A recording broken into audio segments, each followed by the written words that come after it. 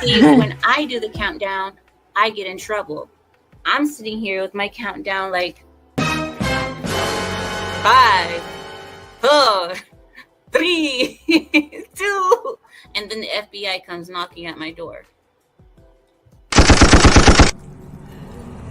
What is it you pray for?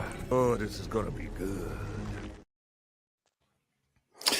Ladies and gentlemen, greetings and salutations. Welcome to the 30th episode of Abyssal Musings. My name is Samuel the Infamous, and joining us tonight, we have our illustrious co-host and all-around good time guy, Lawrence Knight, who's not feeling so well. So but he is here with us. So I don't know if you wanted to say hello. If not, we can roll right past that. We've also got Devil Made Me Do It with us tonight as well. And returning to the show, because she's got some free time, and she's hobnobbing with celebrities. No Me Without You. Hi, guys. Welcome in, everybody. So apologize about my absence last week on everything. I will be talking more about that tomorrow on Screaming Into the Void. But yeah, there's some stuff going on I need to share with you guys. But we'll be having that conversation tomorrow. As for tonight, we're gonna kind of just have a conversation and see how things go. Sometimes it's just the best way to do things. Sometimes it isn't. We'll just see what happens. But we do appreciate each and every one of you for being here with us in the chat on YouTube, Rumble, and Twix. Assuming that it is working on Twix, because Twix isn't working for shit the last couple of days. So like, I'm hoping that it's running on there. And if you're over there watching, let us know, please, because I don't know. I don't know what to do about that. Apparently they had some kind of fire at one of their processing plants or whatever, and it's thrown the entire thing into disarray. And they're shutting down lines of communication like X support, that they shut down that whole account. So, I don't know what's going on over there. Oh yeah, I've got a screenshot of it and everything. So hopefully we're on Twix. It says that we are. Thumbs up and all that stuff. We are also on Rumble and YouTube, as previously mentioned. So welcome in, everybody. I'm going to go ahead and say hello to the chat here in just a second. I'm trying to. It doesn't seem to be live on Rumble, so give it. Okay, there it is. All right, yeah, I just had to refresh it. So in the chat, what I see here on StreamYards, I know some people were fighting over first earlier in the day. Beak BTK, I'm looking at you guys. We got Lawrence Knight. I see Smooth the DJ. Hello, Smooth. Good to see you. Ardent Party's joining us tonight. It's kind of late for you, buddy, but appreciate you being here. And norovirus, huh? That sucks. Sorry to hear that. So, but welcome in. And that's who we have in the chat right now. As you come in, we will try to bring up chats up on screen and acknowledge y'all. Hey, Zillich, good to see you, man. See, I got it this time. First time out. I didn't skip over him or nothing. But yeah, welcome to the show. Welcome to Abyssal Musings number 130. 130 episodes of this nonsense of us yakking about stuff. So we got Jacob Gallo with us. Hello, good to see you. So I was actually planning on talking tonight a little bit about a movie that had come out recently, because I was planning on seeing it this week, but I haven't actually seen it. So when I do, I'll bring it up down the road at some point. I was really looking forward to it. It's called Death of a Unicorn. Oh my gosh, I actually hated that movie. Did you see it? Yeah, I saw it. I'm still looking forward to it, and I do want to talk about it down the road when I have seen it. But okay. All right. Yeah, it was the only thing I was looking forward to all year. Everything else looked like shit, and this just looks fun. So, yeah. I mean, to be honest, it actually is a shit movie. Yeah, but is it a shit movie and it's just shit, or is it a shit movie like Samuel likes shitty movies? Yeah, I was just gonna say that's a good question. It's a shit movie. It's not a hey, this is really bad, poorly produced movie. Samuel will like this. It's not anything like that. Oh, I don't like hearing that. I'm still gonna watch it, but Still, still gonna go watch it. I am, and I will report back. So, but yeah, that's Hollywood is starting to suck at making movies now. Starting. yeah. They've been doing that for quite a few years What do you now. mean starting, man? They've been circling that drain for about 15 years now. So, I mean, what does it say about the movie industry when the best movie in the last couple of years was made in Japan for a fraction of the freaking cost? Yeah, for real. Exactly. Even a mid-tier Hollywood movie, Yeah. you know. So, I mean, to be fair, Godzilla Minus One is an incredible fucking film, and I encourage everybody to go I see love it at it. least once. But Yeah. but yeah, they did that on, the initial reports for something like a budget of like $50,000, right? Because the director is a special effects artist. He's a CGI artist, and so he was working on his own time in his off hours whenever he had time on the special effects and shit, which saved him a lot of money. But they've recently come out and said that that was an over projection. It was closer to 30. Oh man. Yeah. Which begs the question, where's all that money going in Hollywood? Like they spend like $400 million on a big budget blockbuster, right? Devil worshipping, that's where it's going to. Where's all that money going? I think it's embezzlement. What's wrong with that? There's a shrine of devil somewhere in Hollywood. Yeah. Well, there It's just probably me is. sitting there like Buddha. Yeah, a lot of it is unions and stuff, man. There's a lot of stuff around it that they end up having to spend money on because they can't find the cheaper thing because they have to use this person or that person. It's the bureaucracy of it. Yeah, and that's the thing. I mean, I know this has been said before by other people who have much bigger channels than we do here, but honestly. And, I'm not a doctor. I'm not an expert on these kinds of things. But frankly, I think Hollywood needs to go back to using like inordinate amount of cocaine. Mm-hmm. Because the 80s were fucking awesome for movies and everybody was high as shit. Best movies. Like, I just think that the producers and the bigwigs and all that, they need to start doing that. They're all sober now. So they're actually like paying attention to what's going on and getting involved. Back then, they would just be like, "Oh, that's a great idea. Make it happen." Because I'm high.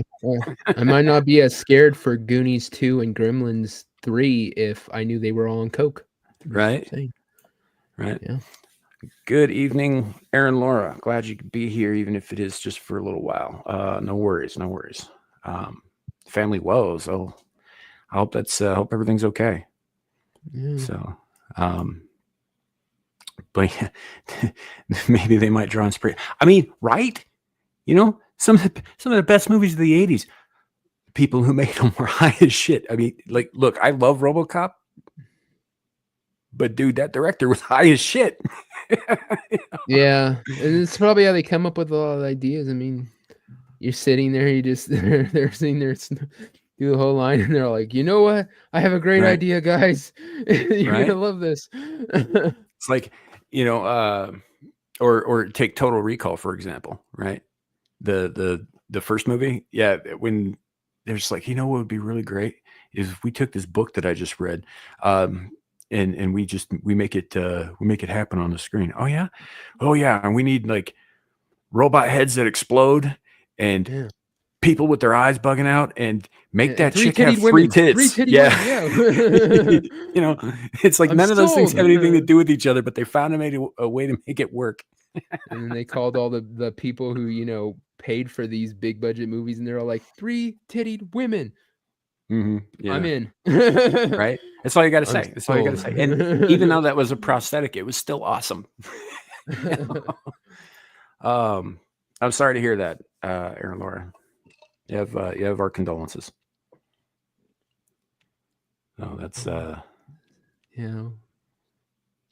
unfortunately it is, as you say, part of life. Yeah. I think well, that's really more of a topic for tomorrow, but I do think that our medical and technological advancements have made us a little bit too isolated from the reality of death being a part of life in some cases, because we don't handle it as well as we once did. Of course, it used to be rampant too. So, you know, I don't know. It's a bit of a mixed bag. And Sasquatch, good to see you. We got Abe. Hello. Old Blindy coming in. Howdy. Good to see you guys. Yeah, glad you can make it, Aaron, Laura, but you got no obligation. Nobody has any obligation here. If you've got like bigger priorities, by all means, family always comes first, you know? So, yeah. I think more movies need to have 3 titties in them. Oh, I agree. I think they need to figure out a way to make that. I mean, in that movie, she was a mutant, right? But you could find other ways to do it, I think. Right? Yeah. Did you guys all see Paul? Oh no, I didn't want to watch it. Okay. Dumb as hell. I know that Seth Rogen turns a lot of people off, and these days he turns me off too. But I saw this movie before, you know, all the shit came out with him being like a crazy asshole. I didn't know he did that to you in the first place. Yeah, he plays the alien's voice. Oh, I know that. Yeah, but I a Simon Pegg and Nick Frost fan. I have been since you know, Shaun of the Dead. I got into Spaced after that. I've watched pretty much everything both of those guys have ever done. So I wasn't going to miss this one. And one of the things that happens in the movie is that there's one of the characters played by Simon Pegg is a science fiction writer, and the other one is an artist, and he did the cover art for his new novel that he's shilling. And on the cover is a green chick with 3 tits. And it's Original. a recurring. I love it. Well, it's a recurring theme throughout. It's like everybody's looking at it and they're just like, "Huh, 3 tits? That's awesome." We should make this happen in real life. I'm just saying. If they can Right. grow ears on the back of mice, why can't we like grow women's boobs on the back of pigs or something and give girls 3 breasts? I'm just saying. I mean, you could, in theory. I mean, it's essentially just a sack of skin and fatty tissues. But We're more than that, Samuel. right, but like biologically speaking, that's essentially what a breast is. Yeah. You know, I mean, obviously there are glands in it that produce, you know, milk and all that stuff too. But yeah. I mean, it shouldn't be any more complicated than an ear. That's all I'm saying. Yeah. You know, it's not like you're growing a brain on the back of this pig. You know, although, just something to control men's brains. right? Just the off switch. I mean, you're gonna have these farmers out there being wholly unproductive because they keep staring at the back of this pig.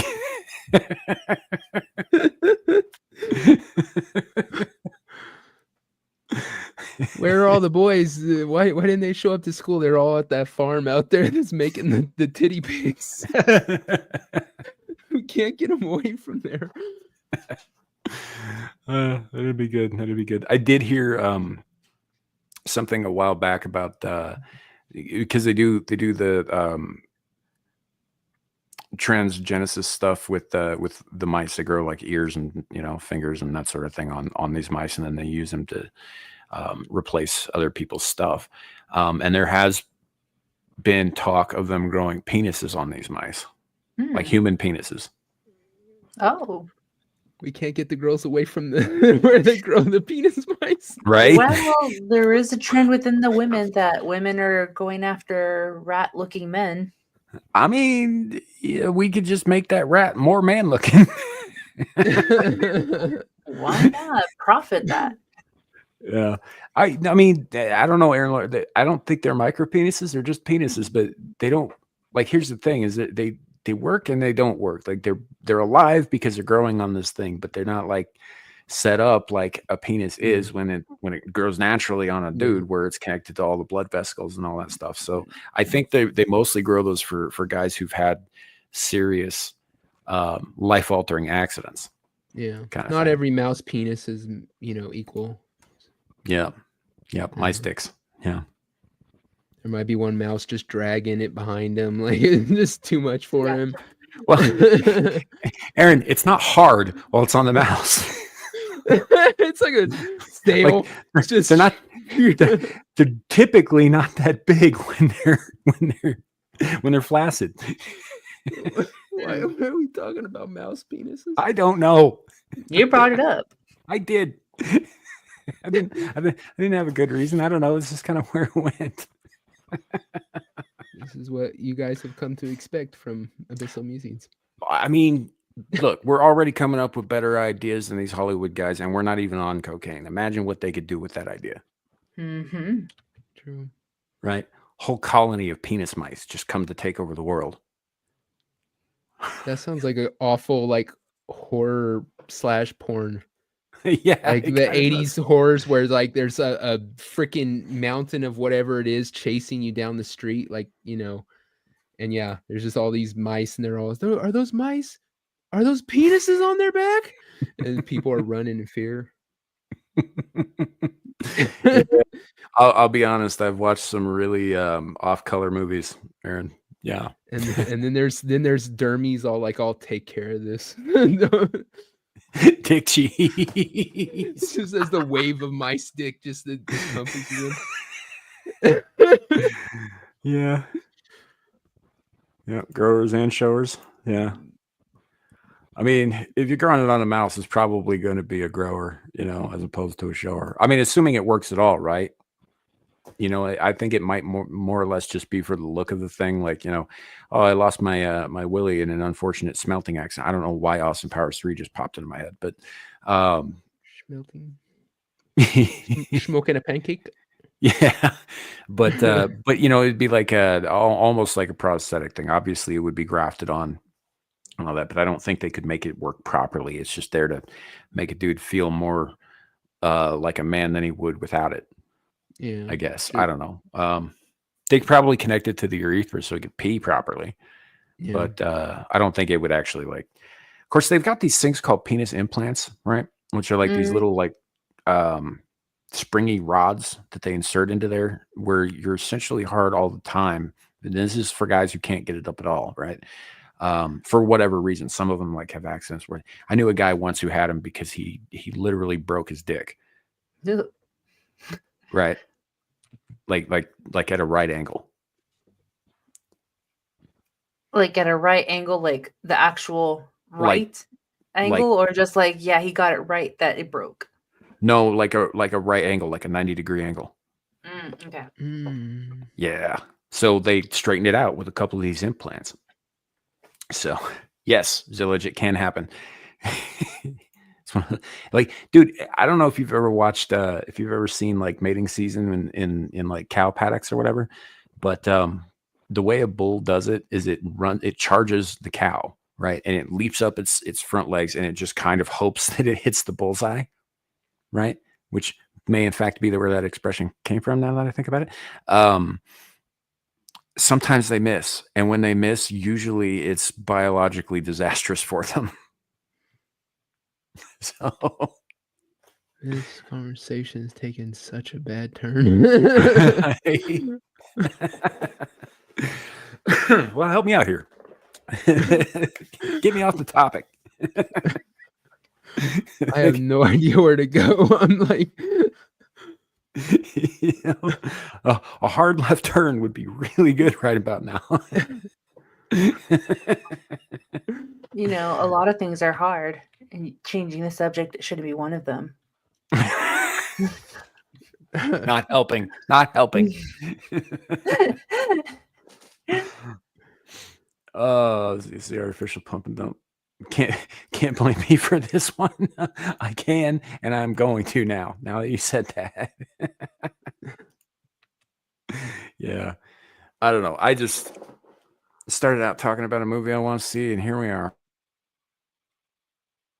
Here we are. I don't know. Well, you said you wanted to see a movie. I don't know. Is there anything coming out? Well, don't you want to see Death of a Unicorn? Yes, I do. Is there anything you guys are looking forward to coming out this year? Like actually looking forward to? The Mission Impossible. I gotta see the last one here. Yeah, that's about it. Right now, I'm looking forward to Clarkson's Farm season 4 because I'm an old Mhm. man. Yeah. So Yes, you are. I am. I'm really looking forward to it. Yeah, I don't know. I think Devil, you and I have talked about this previously on another live stream somewhere, but I don't like the Mission Impossible. I haven't seen any of them past the first one because I didn't like the first one. The first one, like, is not my favorite by any means. In fact, when I first saw the first one, back when it first originally came out, uh, it made it where I didn't really care about the other ones. I didn't like start actually watching them again until I think it was like the third or fourth one, and then I had to go back and watch the second and third one. But yeah, just because you don't like the first one, I wouldn't write them off. But Yeah, I don't know. I kind of did. Like you, I grew up watching a lot of like old reruns and stuff. So I watched Mission Impossible on television when I was a kid and all that. And when they got to spoilers, but the movie's been out for over 20 years, guys. The, uh, the initial movie, they kill off the whole team. Mr. Phelps is the bad guy, and there's all that cartoony flinging around with explosions at the end of it that I was just like, okay, this is dumb. yeah, like I said, I can agree the first one wasn't that strong of a thing, but as far as the series go, I like it. Yeah. Not my favorite, but I have heard good things about the third one, which I think Philip Seymour Hoffman was in, right? yeah, I believe he's the third one, third or fourth. Yeah, I don't know, because this one coming out's like the 8th, right? Yeah, I'm pretty sure. Yeah, I I'll have don't to know. look that up. But yeah, like I said, they're good. It's a good series. But I'm that way about everything. Like if I watch one, I have to watch the whole series. So I've seen the entire Mission Impossible series through probably about 5 times at this point, maybe Fair 6. enough. So Fair enough. But I mean, it helps that like you seem to be a fan of the series overall, though. So like that's oh yeah. that always helps. Zillage says, I am a little curious about How to Train Your Dragon live action, but it's live action. So I saw my first trailer for that last night, and Toothless looks exactly the same as he did in the original movies. I'm gonna give it a try, at least as far as what I've seen so far. But I'm so black pilled on anything from Hollywood. Like even the Lilo and Stitch thing. It looks like they're staying true to the old cartoon one, No, right? they're not. But No, they're not. no, They're they're not. not. They just revealed it today, and this is spoilers, guys. So don't. I'm giving you a minute to turn it off.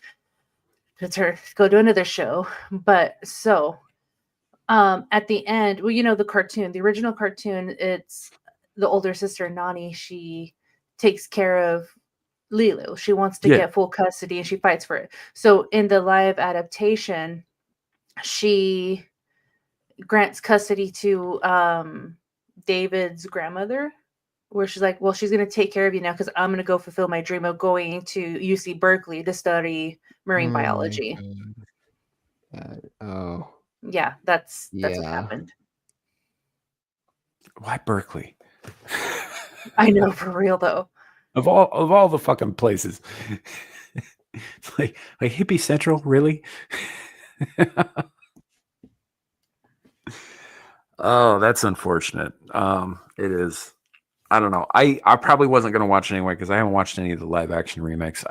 Except I think for when they first started doing them, when they hired Johnny Depp to play the Mad Hatter in the new Alice movies.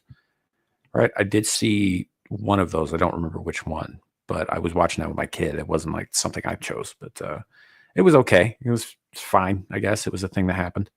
I didn't hate it, didn't love it. But most of the rest of the stuff, I don't understand the trend for making villains, the heroes kind of thing. Like I don't really get Yeah. Maleficent. I didn't watch that because I'm like, did you guys not watch Sleeping Yeah. Beauty? Because she's fucking evil.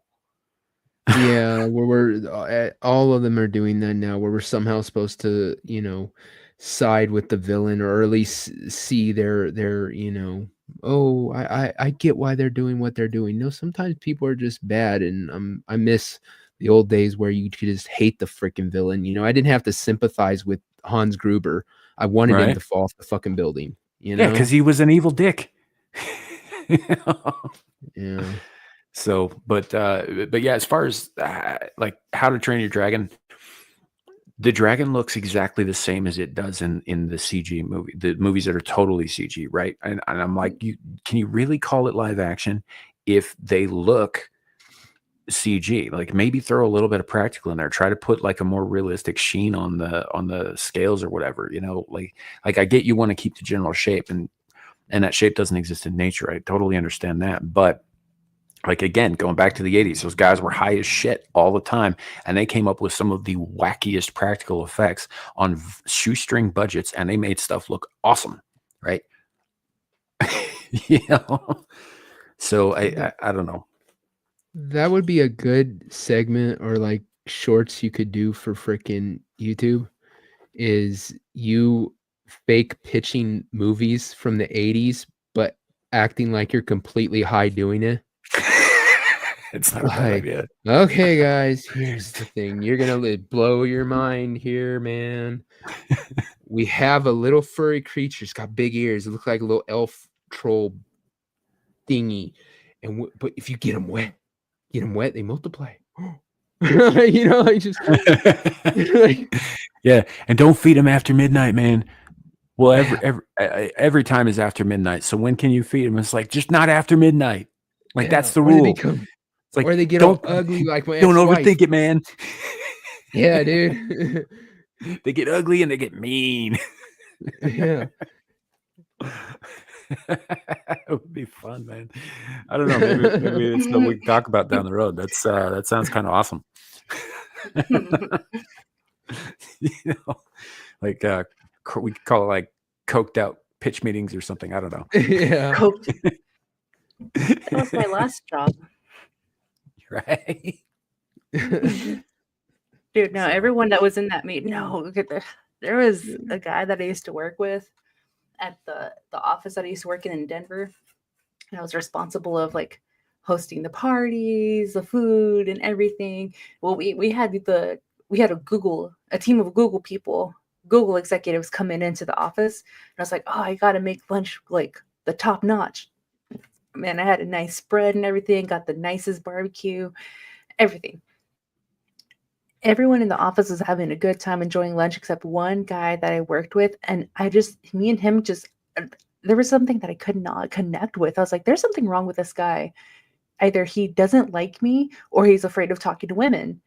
And then I talked to a coworker. He's like, no, he's afraid of talking to women. I was like, oh, but why? Like, I mean, I get it. Like, he's not a bad looking dude either, but like, dang, he's a good looking guy. He can get the confidence talking to women. No, he just straight up was afraid of talking to women. Well, when we were having lunch with the Google executives, like I said, everybody was eating except him, but he looked like he was blitzed out of his fucking mind. I was like, dude, I think he's strung up on something. I don't even know, but he was just staring at the wall for like 30 minutes, not blinking. I was like, I'm kind of concerned. You know what? I'm going to offer to make a plate for him. I was like, yo, hey, do you want me to make you a plate? He's like, no, I'm okay. I'm like, are you sure? Like, I honestly don't mind. I'd feel better if you ate something. He's like, no, I don't need a plate. I'm like, all right. He was just like sketchy and everything, like itchy. And then I talked to that same coworker. I was like, dude, what the hell is wrong with his problem? Like, I know he's afraid of talking to women, but damn, like he was anxious and started scratching him. Like, oh no, he's on Molly. And I'm like, oh no, it wasn't Molly. It was acid. He was on acid. Oh, I don't know how that makes you itchy unless you're hallucinating. You got bugs under your skin, but yeah, no. Yeah, no, he was tripping on something, but someone told me he was on acid. I was like, oh, Is that the reason why he was staring at the wall for like 30 minutes?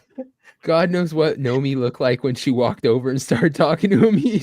She could look like the rat from like the Rat Rod, you know, the old one tripping Or the my gears and shit. bulgy eyes She's popping all out. like, you want to play? He's all fucking what?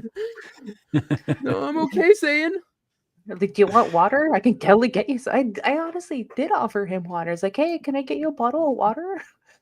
Can I get you a shot? I made tons of them. Yeah, so no, that office that I used to work at, like seriously, they did drugs in there and cocaine and everything. That's why they're like, we have shots. Like I can make you one right now because I had unlimited access to alcohol. Yeah. Yeah, that sounds like an environment that's horribly unproductive. And that's when Nomi worked at Google. For real. I was providing food for everybody, okay? Yeah. Were you at Google when they took Don't Be Evil off their charter? No, I was still there before they took that out. Yeah. That those fucking people, man. Yeah, I mean I've done stuff in the workplace, but it wasn't like sanctioned. I would have been fired if anybody found out. You know? Years ago, by the way, years and years and years ago. I don't do that shit anymore. But I do remember at one point there might have been a little bit of an LSD adventure while I was working at this convenience store overnight in a kind of a bad part of town. Like, you know, when your eyes dilate to the size of like bread plates, and your next customer is a sheriff's deputy looking to buy a burrito, it gets a little tense.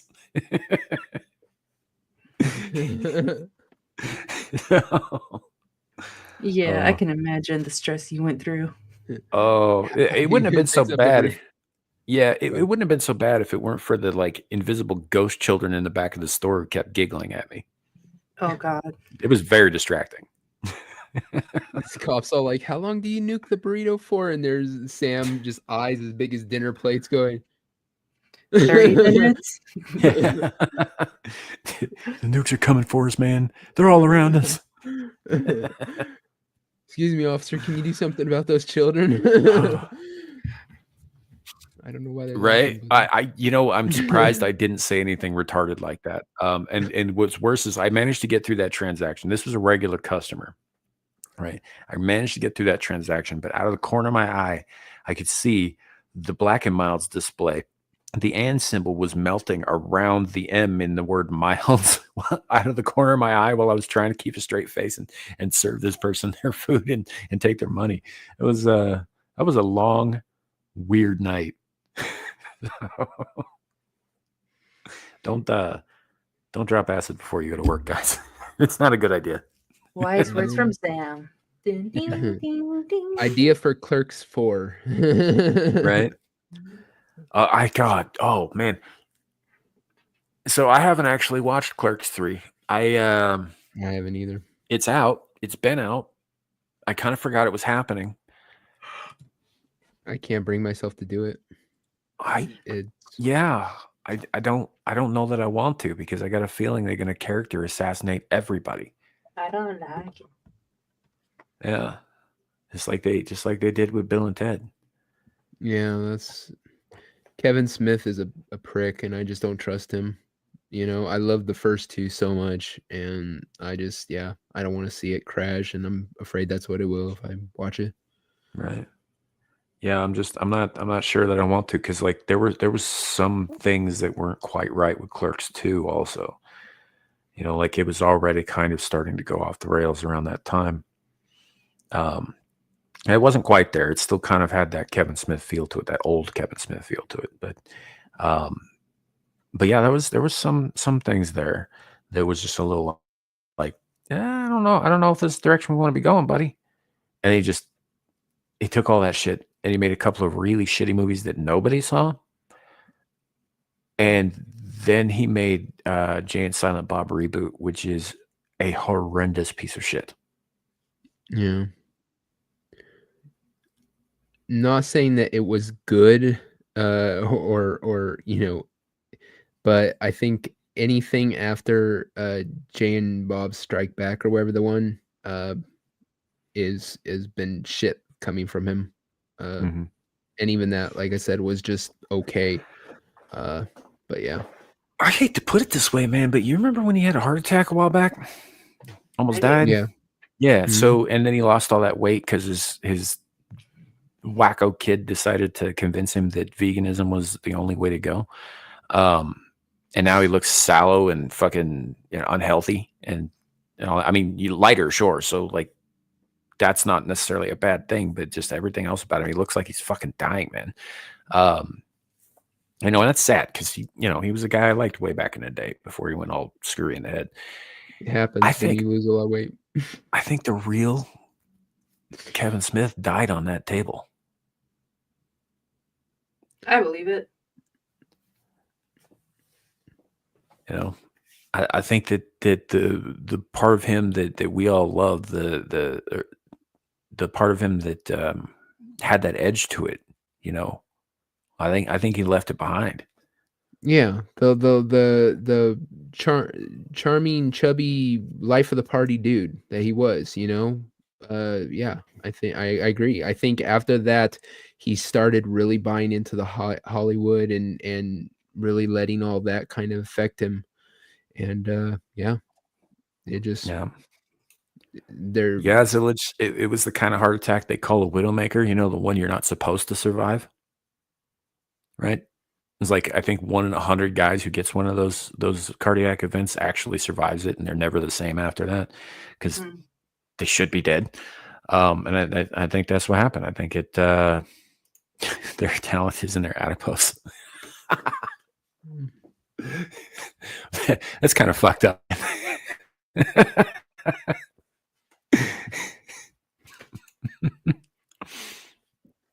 Oh, yeah, but and that's a damn shame because I actually really like his early work still to this day, right? Yeah, I like Clerks. I like Mallrats. I know Mallrats didn't do very well commercially, but I think it's I a love funny Mallrats. fucking movie. So, I like Chasing I Amy. like Chasing Amy. It's a good movie. I like Dogma. I like Jay and Silent Bob Strike Back. It's one of my favorite fucking comedies of all time, and it's retarded, by the way. It is a dumb fucking movie, but it's fun. Yeah.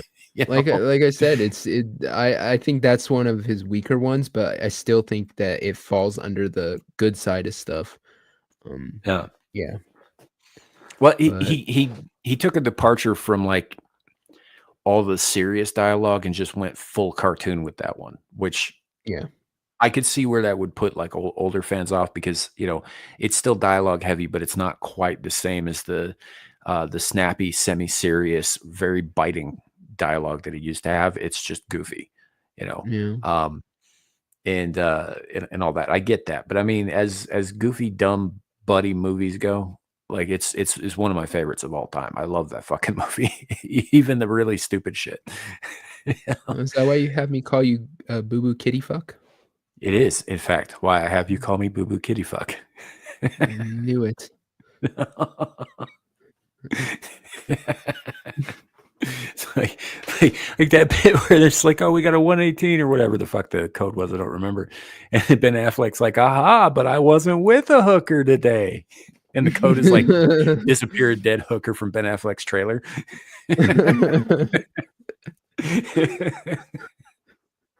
Like that part gets me every time. Or when they're doing Goodwill, they're filming Goodwill Hunting 2, hunting season. Where he just starts blowing people away. He's like, how do you like them apples? Applesauce, bitch. His chest is splayed open. He just took a shotgun blast. So it's a dumb movie, but it was fun. And he still had that kind of like edge to him, the comedy. And then Clerks 2 comes out, and like the edge was a little bit worn at that point. I like the darker humor of it, but yeah, I do agree that you could start seeing stuff peek through, but then yeah, but yeah. So like, and I don't know if you guys saw the in between movies that he did. He did like Yoga Hosers, for No, instance. no, Unless no desire you, to see that. Red State, no desire to freaking watch well, Red that. State is in a Dude, class by itself. It is a wholly un-Kevin Smith movie. It's it actually a is. fucking horror movie. And it's a very Yeah, political movie. exactly. Yeah. Republicans are evil that will kill Mhm. you and blah blah blah. Fuck him. Yeah. And then Tusk is horrendous. It's awful. The concept is awful. It's like fucking Human Centipede level shit, and it's supposed to be a comedy. And then there's his dive into He-Man, which we know how that turned out. Yeah, I mean that was coming down the pike. That nobody should be surprised by that. He'd been directing episodes of The Flash and Supergirl on the fucking CW for a while before that. Like he was Yeah, already dipping into that kind of like yeah, but soft there's femmy shit. yeah, but there's a difference between that and taking something because he even though he was not a fan of He-Man, we caught him Mhm. on tape admitting that he is a nerd child like we are, right? He had those franchises as a child that he beloved so much.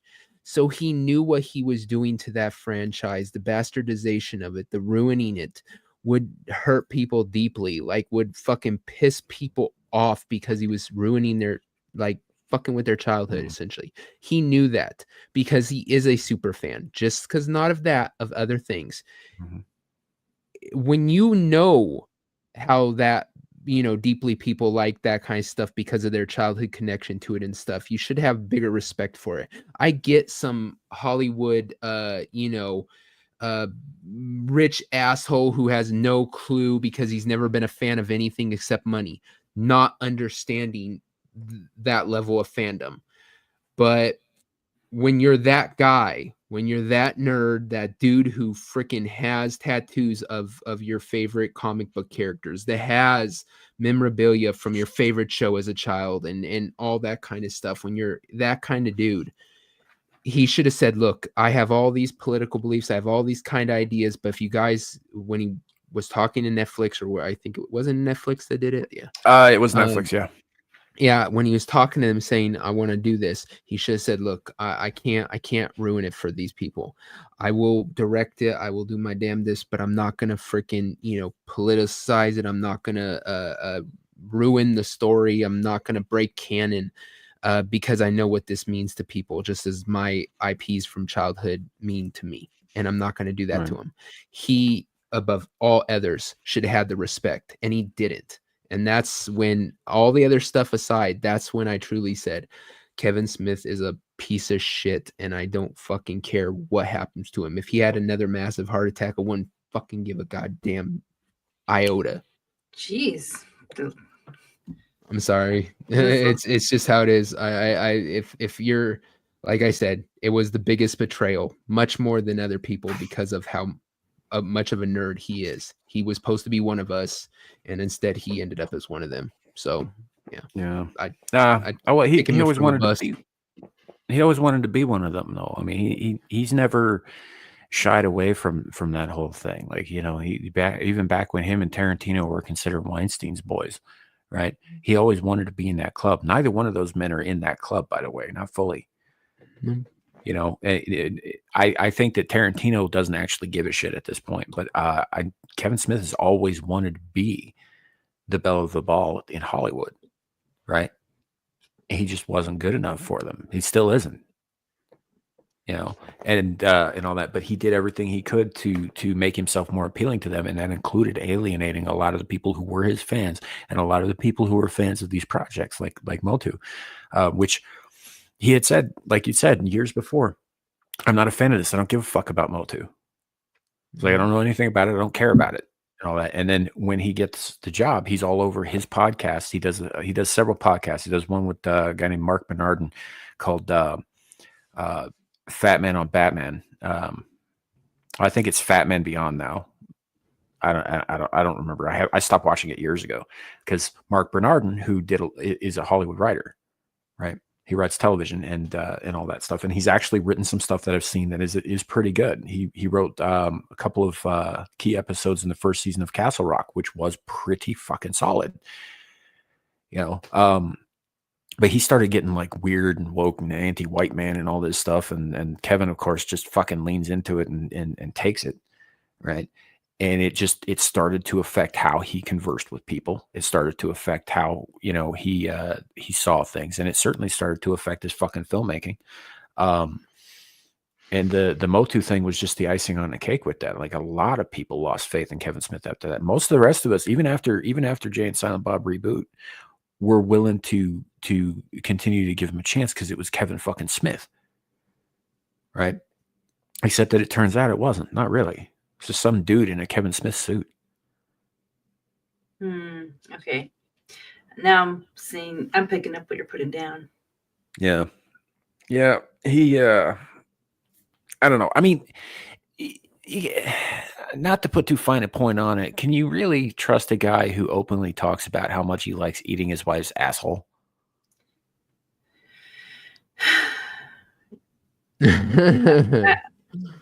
I was going to say something, but I decided to keep it private.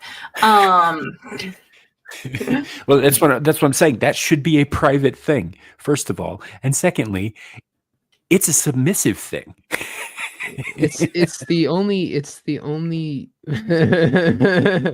protein he gets anymore.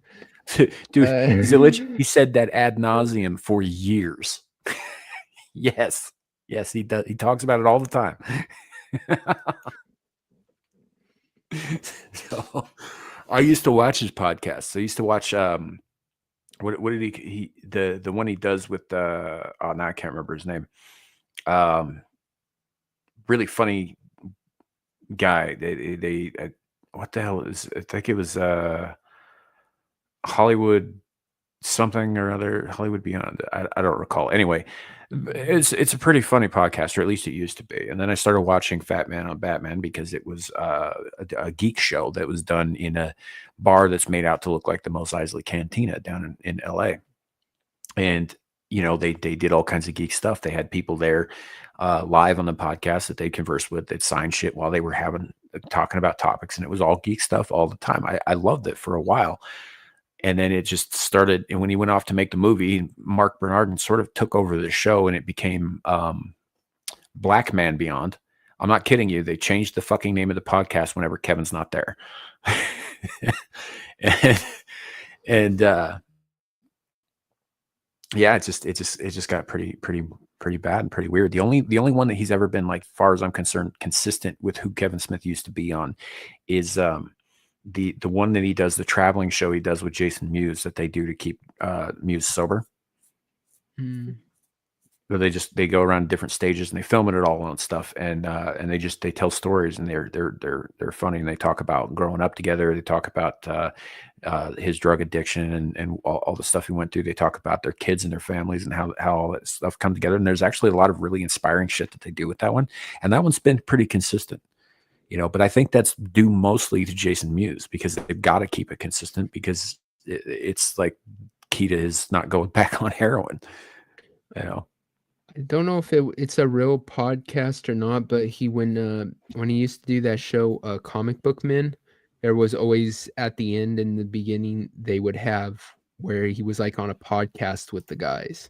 I don't know if that was a real show or if it was just like a bit they did for the Comic Book Men show, but like I said, I'm not sure. No, it's a real show. It was called Smodcast. It was a show he did with Scott Mosier, who used to produce all this stuff. Right. If you look back to, say, Dogma, when Bartleby and Loki are on the train and the two people in the back are making out, the dude is Scott Mosier. So who produced everything for Kevin Smith for years. I don't think they work together anymore, but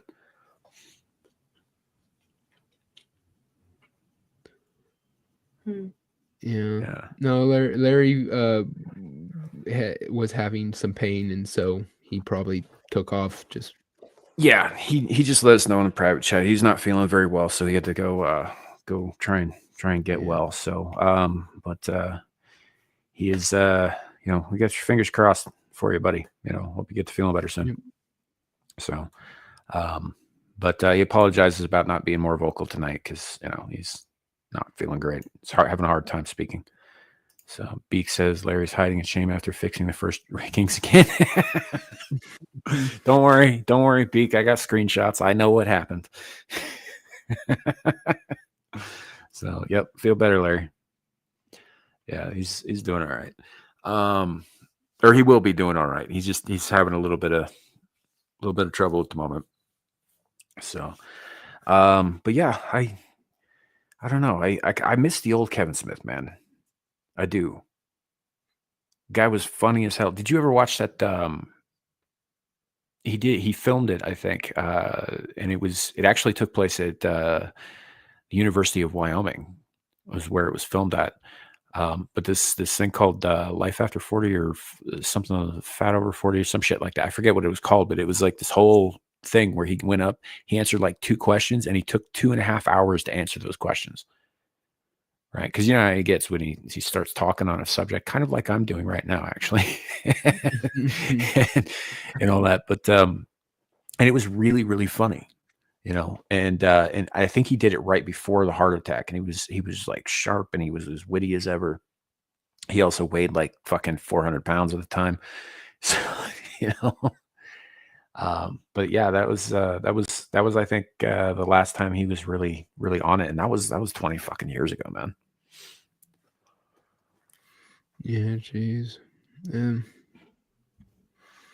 Yeah.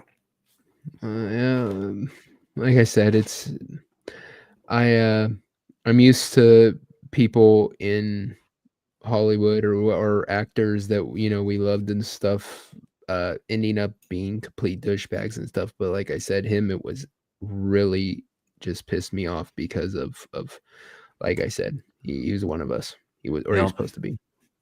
Yep, absolutely. You know, and it was inspiring to a lot of us too, right? Mm-hmm. It's like if this fucking schlub comic book geek from Red Bank, New Jersey could make it, any of us could. Yeah, you know, he was a fan of movies. He liked movies, and he made his dream come true. He became a movie director on his own dime too. Sold his comic books to do it. You know, like he did exactly what all of us want to do. All the guys on here who are making their own comic books and you know, doing all that stuff, and they're trying to do exactly what he did all those years back, which was, you know, put his money where his mouth is and make his dream come true. Like I said, you have to respect him for that, but I don't have to respect the fact that second he got a chance, he sold all that for, like you said, a pat on the back by industry assholes who never gave him the time of day before. When he first had success with Clerks, they didn't care. They didn't sit there and say, you know what, dude, they were pissed. Good job on you. Yeah, they're all like, what business do you have being here? They still turned their noses up at him. After more successful movies, they still turn their nose up at him. And so it's sad that the second they go, maybe we'll start talking to this, you know, dude who we were calling a loser, you know, 3 years ago. All of a sudden he's all like, I'm one of you guys. Yay. It's like a lot of the 80s movies where like Can't Buy Me Love, right? Where he's the nerd that everyone picks on. And so you think when he gets, you know, they start paying attention, maybe like, hey, hold on, you guys didn't give a fuck, you know. No, instead, the second they give him a little bit of attention, he flies right into that group, right? It's the same thing. Yeah. These were the people picking on you. They were essentially stuffing you in the locker of fucking Hollywood elites, right? And yeah, now because they called you back, you're like some simpy little bitch, and fucking become their best bud and start pirating all their freaking talking points of, it's just, oh God. Oh yeah. Well, him being a comic book geek, I would actually make this analogy. He's Clark Kent in the beginning of Superman 78 when he's out there. He's picked up all the football helmets and shit, and Lana's talking to him and all that, and then Brad goes and knocks all that shit over again. And he's like, "Oh well, you're on the team, but you're not really on the team." Yeah. You know, now you got to pick all this shit up again because I'm a dick. You know? Yeah. So yeah, I don't know, man. I don't know. Nomi, what do you think? What are your thoughts on Kevin Smith? Well, he's a sellout. But now that you said it out loud, of like he died that day, I believe it. I don't know. I 100%. And not saying. I mean, maybe it could be his spiritual, like soul, his gone. Maybe he saw the Lord, or kind of refused that he saw whatever it is that he saw. That he's like, yeah, and he's trying. He's trying to make people believe he's still the same person as he once was before, but he's not, obviously. But kind of going into the sellout thing, it's just like, no, he isn't. He's, what was it, back in 22 where everybody hated him. Yeah, Still that was hates the him. Motu era. Yeah. I saw him walking around at Denver Fan Expo in 22, and I was just not a fan. I was ready. I was not ready, but I was willing to, like, oh yeah, I'll stay in line. And then after all that went down, it's like, no, I'm okay. He's like, yeah, thanks, buddy. I'm gonna go pay for an autograph somewhere else. Oh, I gave my money to Gina Carano. That's what I did. Good choice. Yeah. He's he was. I just got this really terrible idea, Devil. What? Really terrible idea. So you guys have seen The Princess Bride. Yeah. So the scene where Buttercup is with the Dread Pirate Roberts at the top of the hill right before she pushes him, right? And she says, "I died that day." Somebody needs to put Kevin Smith's head on that body. As you wish. Just put it on Robin Wright's body and have him shot down. And then on the Wesley, as he's falling down, that you can have it written, his career. Right? No, that's perfect. It's absolutely what should happen. Because then what happens next, right? They end up in a fucking fire swamp. Exactly.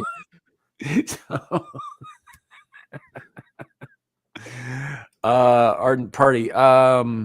If you're on Twix, you can send it to @hentai_surprise, all lowercase, or @Nalek3. With the uppercase N, 2 L's. One of those two places would probably be best. Otherwise, I think my email is on the description page on YouTube. You can probably find it there. But yeah, those are probably the best. They're probably the easiest access. Actually, if you send it to @Nalek3, like, Devil's way better with this shit than I am. Well, the problem is both me and Sam's internet is so shitty that if either of us try to share it, it probably won't work. So, right, but we could do something with the file down the road. Yeah. Well, yeah. When Larry it feels better, he can play it. It'll work fine on his internet. Shit, it might make him feel better. That's a hilarious idea. So I don't know. Inconceivable. You know, I do not think that word means what you think it means. I don't care what anybody says. I fucking love that movie. Does anybody want the peanut? No more rides now. And I beat it. No more rides. Does anybody want a peanut? It's like, don't make me call the Brute Squad. I'm on the Brute Squad. You are the Brute Squad. It's a great fucking movie. Princess Bride. It is. It's fucking awesome. I hate when freaking like movies you watched as a kid, when people give you shit like they're, oh, you like the Princess Bride? Well, fuck yeah, I like the Princess Bride. It's still good now. I don't sit down and watch it like as a course of habit, but if it's on, I'll watch it. Yeah, absolutely. The movie has a lot of great fucking actors in it. It's got a great script. It's witty. It's charming. I like all the movies from when I was a kid. Still watch them. I don't give a shit. I'll still watch fucking Never Ending Story. Don't give a crap. It's great. Never ending story. Don't make me sing off. That song is way too. Yeah, just don't get me started. Damn it. Fuck, now it's gonna be stuck in my head for a week. Thanks a Yeah. lot, Mommy. I'm gonna go freaking take a shower, and I'm gonna be sitting there going, "Turn around." Oh, Jesus Christ. I always forget that there are more lyrics to that song because I only get the never ending story part, la la la la la Oh, la la dude. la la, stuck in my head over and over on a loop. One time they had one time they had some DJ did a remix of it, and I got like stoned to the point I couldn't move, and so I like had it on repeat and listened to it like 80 times. As I was sitting there just like my like I was saying earlier, my eyes as big as freaking dinner plates, just stoned. Right. Going, hey, oh, this is so cool. Yeah. Zillage, it's not so much that people have a problem with the fact that I like the movie. It's that certain people that we know think it's a shit movie. You know, I disagree very much so. Cal thinks it's a shit movie. Or there's the whole idea of it being a girly movie, since it's the princess and it. Yeah, I've Dude, heard people say that too. It's got pirates, it's got giants, it's got epic fucking choreographed sword fights in it. It's not a girl movie. It's a movie for everybody. You know, Like there's giant rats in it. I've heard it all. That's a girly movie. I don't care. It's a good you movie. clearly didn't watch it. That's all I'm saying. You know, if you think it's a girl movie, you didn't watch it. Sorry. You know, like that. Just the whole description he gives Humperdinck about To the Pain. Right. Well, I mean, that part's kind of cool, but immediately it's juxtaposed with Andre the Giant in an apocalypse cloak on fire saying, "There will be no survivors." You know, a bit where he's like, "Oh, give us the gate key." What gate key? Fezzik, rip his arms off. Oh, you mean this gate key?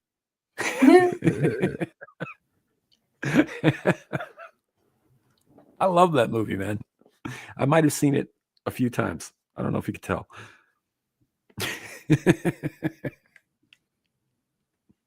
So, yeah, dude, Art Party. That's what I'm saying. The entire monologue he gives Humperdinck about To the Pain and his you know, every shriek will echo in his perfect ears. Like that is some horrifying shit, right? Is really, really well done. Carrie Ellis like nailed that.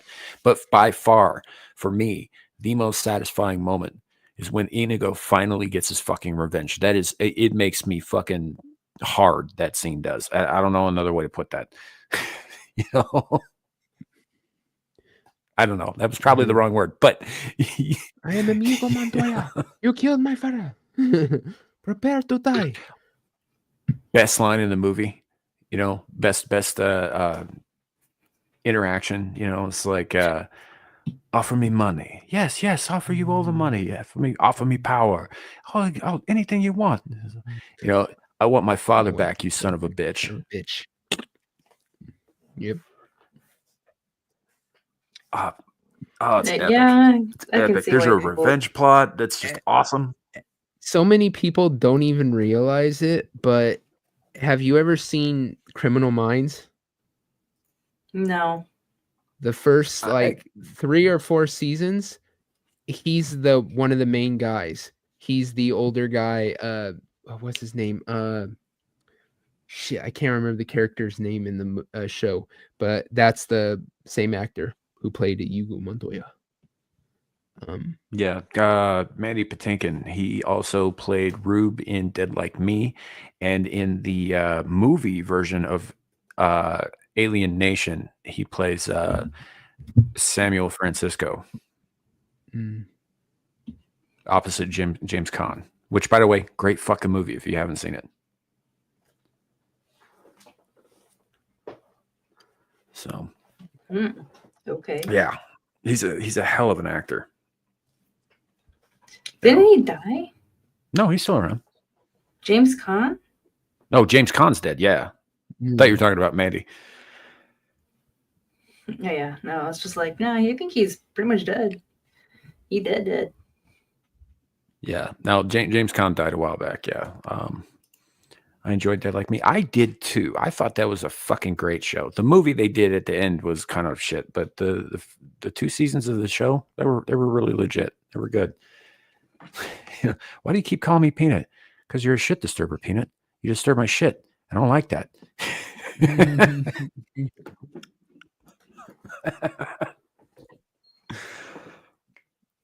Oh man. There's not even any fucking new TV series or anything that are coming out that I have even the slightest interest in. You know, it's depressing. Yeah. Yeah, there's not, I've been out of the movie and TV scene, so I'm just like, whatever. But I'm pretty sure there's, yeah, like you said, nothing that's captivating my eyes. I mean, I got back into anime. I watched Jujutsu Kaisen, and I'm a sucker for that one. Yeah, I'm supposed to watch that. Dermy keeps suggesting to me, saying it's really good. With because the other ones I've liked, he said that one I'll really enjoy. So. Yeah, So- one of the main characters, if he was a real person in real life, I'd let him ruin my life. It's a hell of a way to put that. Yeah, I would. Just like, yeah, if he was real, you can do whatever you want, and I'd still be okay.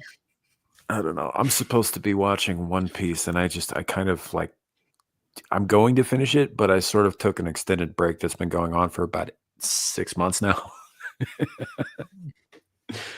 You know, I don't know. I'm just not that into the current arc that I'm in, and it's rough going. I will make a small confession here. I know if Ariel's watching, she's gonna be like, "You're turning into a weeb." I'm not. I don't typically like anime. I don't generally read manga. However, that said, I did enjoy the animated version of Chainsaw Man, and it did get me to start reading the manga. Okay. So I am now further in the manga than the show went. Your weeb DNA grows. It's fucking depressing, man. I don't know how to start. It's like a cancer or a mold or something. One of us.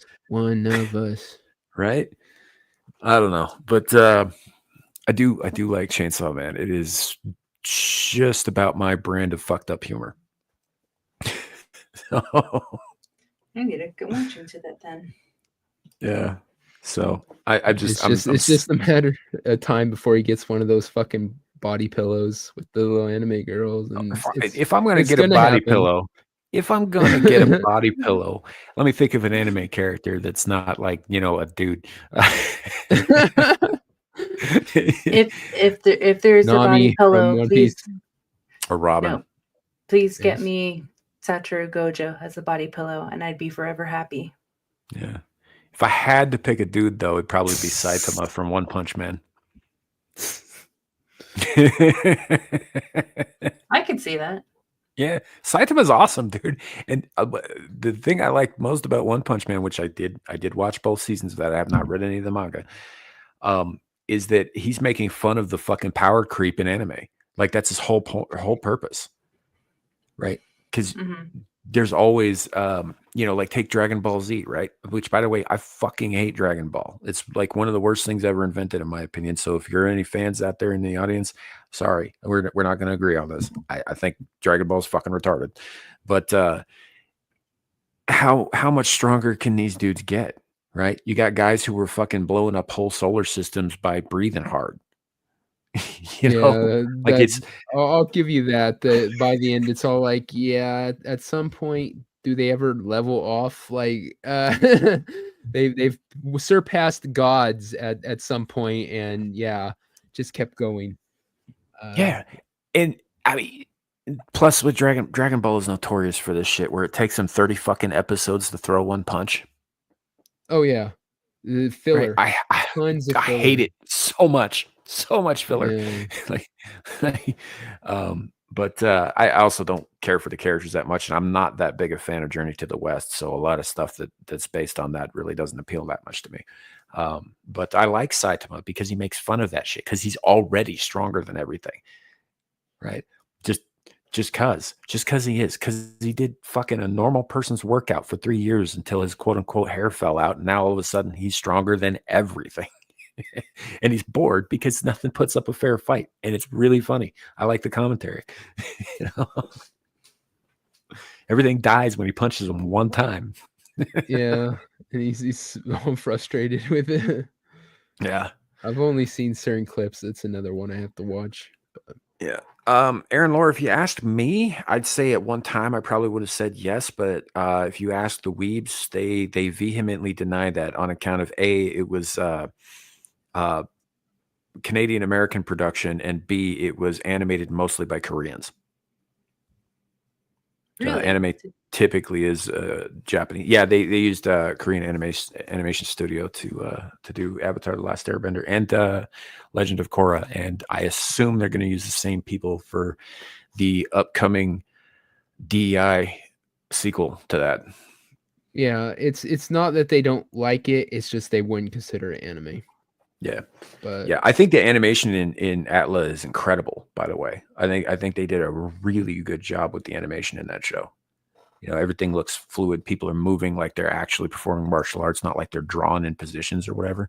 Like they did a really, really good job with that show and with the style of it and the actual anime. Plus they used anime typically uses like half the frames that traditional Western animation does, which is kind of why it looks the way it does, but also how they're able to fit more detail into each frame. And these guys didn't. They used a standard amount. yeah, I just recently, what about 7 months ago, maybe 8, I watched through it all again. Yeah, I enjoy it. Yeah, I'm probably gonna get shit for this. I even liked most of the Legend of Korra. Most of it I thought was great. There's some shit in the final season that went pretty far off, of my opinion. But otherwise, yeah, the show itself I didn't have an issue with. You know, Devil's disappointed in me.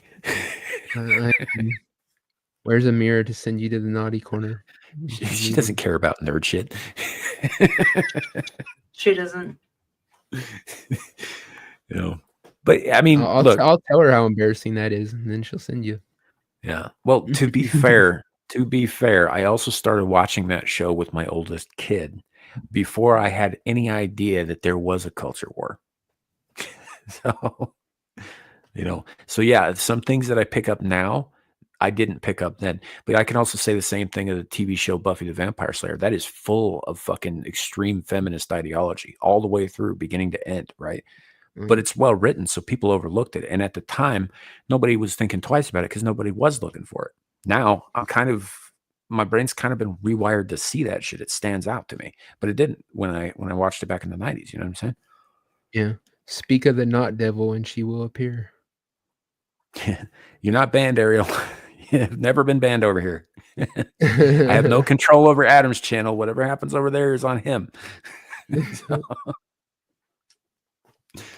So, yeah, but I mean, like everything from,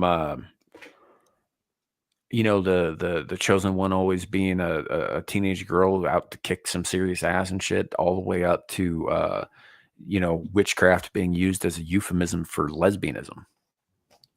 Like there's a bunch of feminist shit. Isn't it always been? Right, but they're really on the nose with it in this one. Yeah. Have you, in Buffy with Tara and Willow? Oh yeah. That always kind of fucking ticked me. That was one of the times where you could see the bullshit woke crap coming in early. Because yeah, Willow's all about freaking Xander those first couple seasons. She dates a dude, always fine with the penis, then all of a sudden out of the clear blue, she's with Oz for like 2 seasons, Yeah. Now ooh, I was a lesbian. Who knew? Well, she went to college and she got gay. Yes.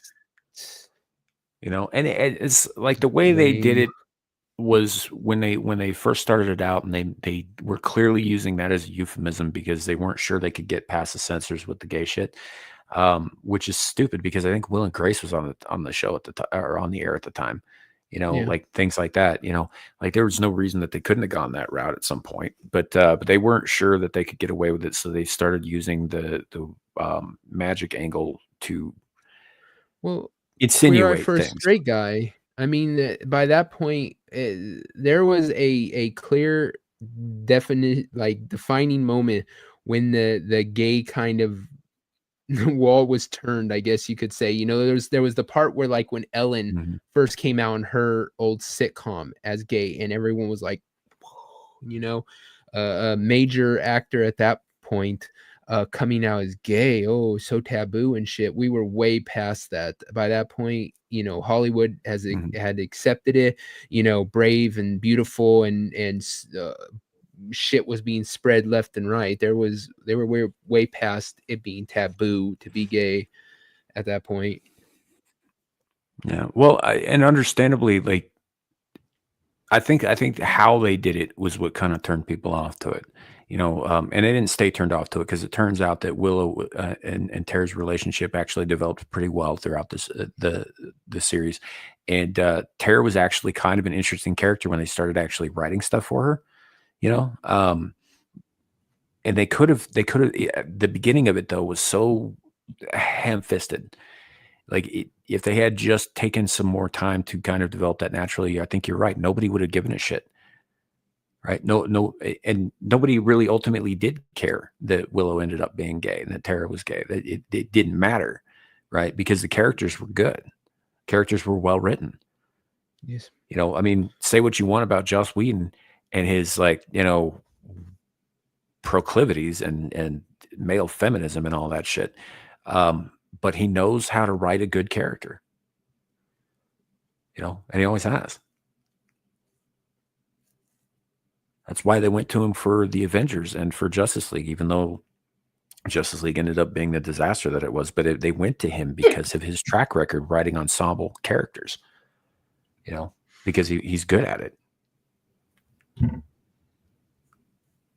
So, yeah. I mean, a lot of his shows are good. Angel was great. Freaking, Angel was arguably better than Buffy.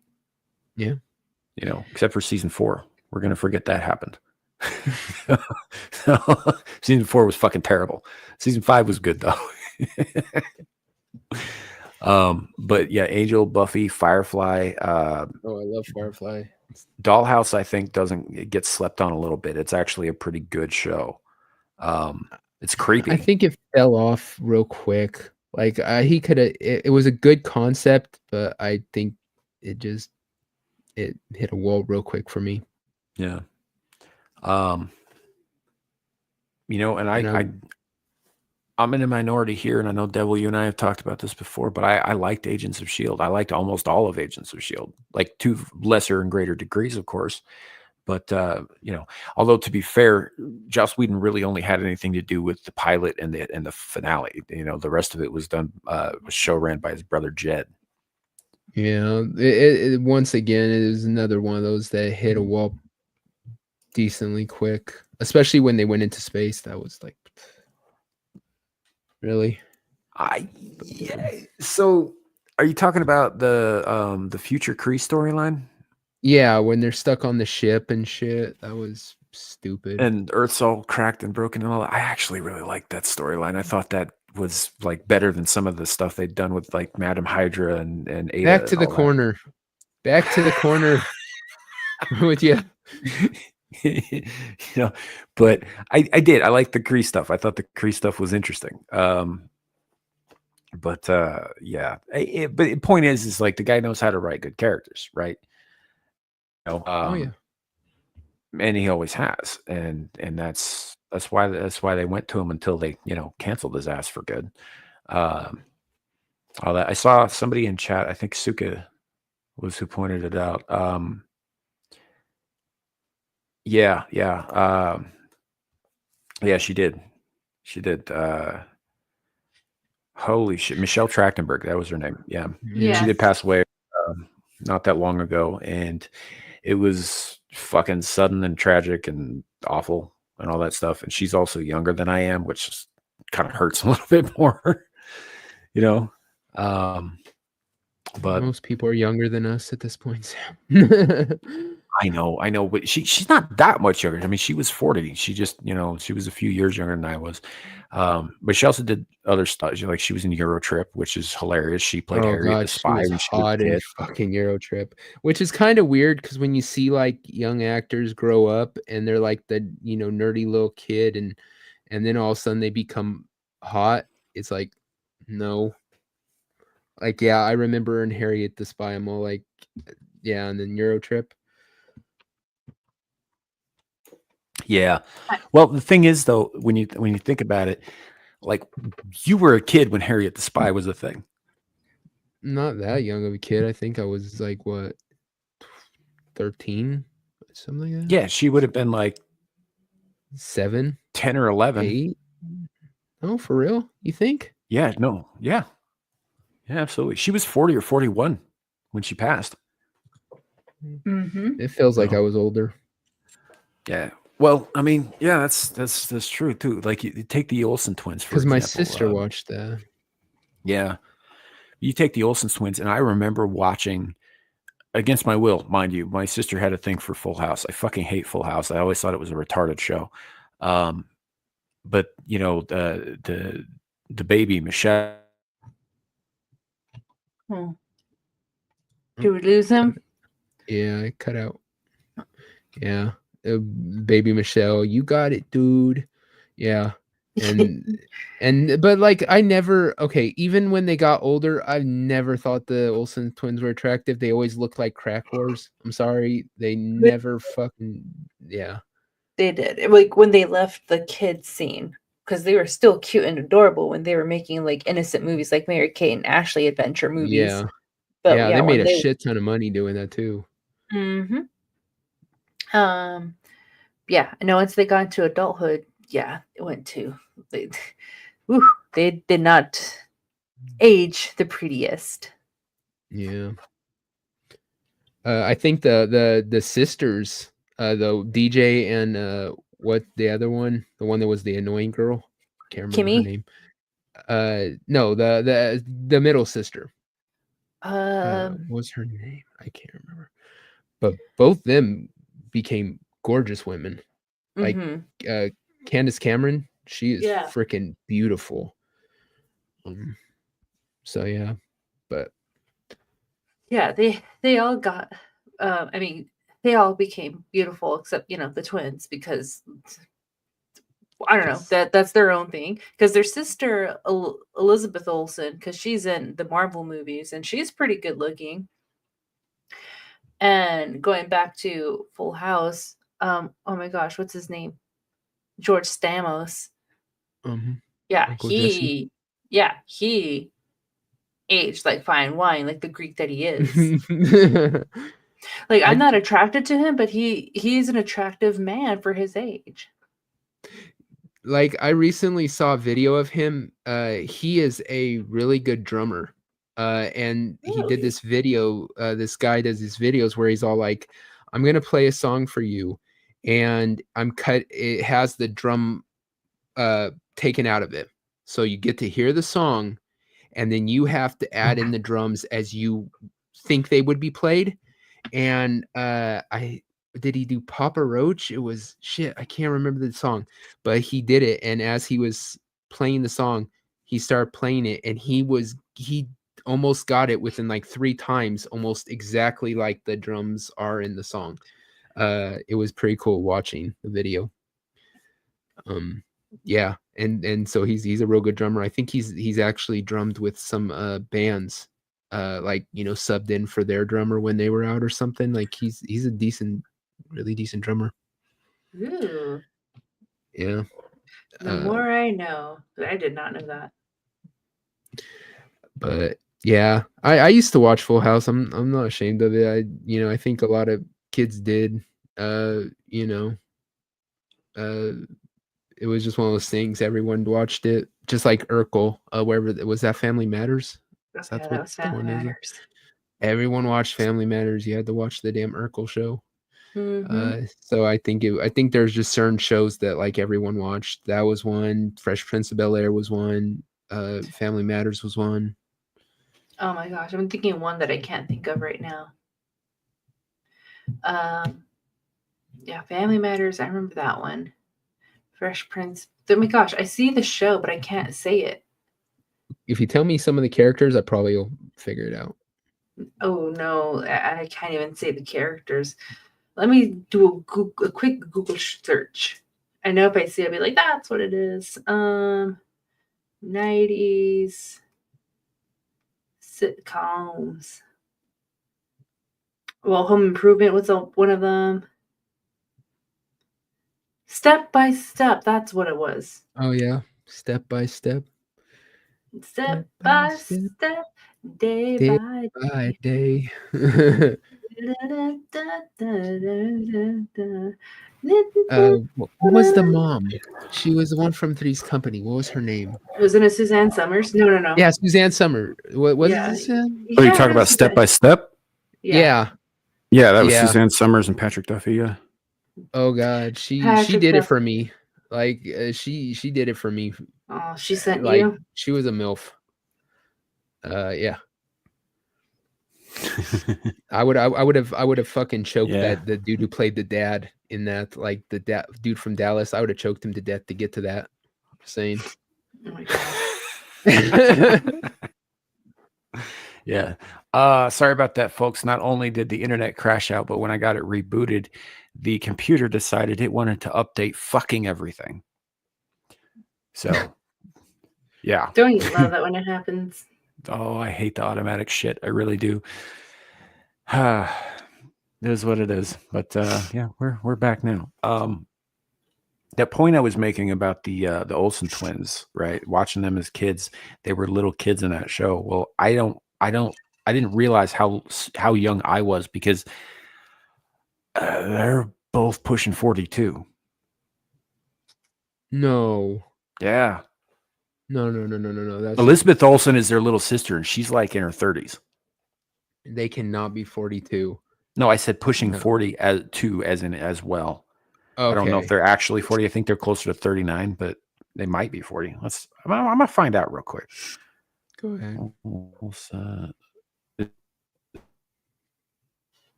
Oh yeah, age. What's their fucking ages? Oh, God damn it. Goddamn Google. Yeah, they're 38 as of June last year, so they're coming up on 39. I did not have a thigh master growing up. I wanted to be her thigh master. Big difference. Gosh. The fuck.